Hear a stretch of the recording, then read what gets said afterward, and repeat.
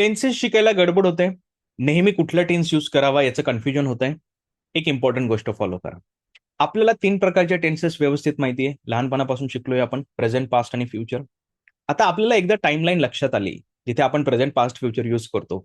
त्यानुसार तुम्हाला 4 प्रकारचे सेंटेन्स फॉर्मेशन, जे काही टेन्सेस आपण कन्सिडर करतो, त्यावर फोकस करायचा आहे. मग पहिला सिंपल असेल, दुसरा कंटिन्युअस असेल, तिसरा परफेक्ट असेल आणि चौथा परफेक्ट कंटिन्युअस असेल.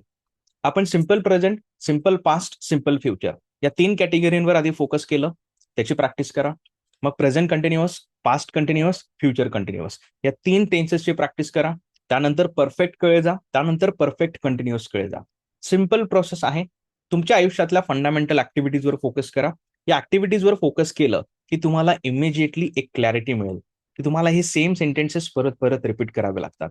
आणि जेव्हा तुम्हाला ही क्लॅरिटी मिळते की हे खूप सोपं आहे, तुमच्या ब्रेनला तो अलर्ट मिळतो की हे शिकणं पॉसिबल आहे.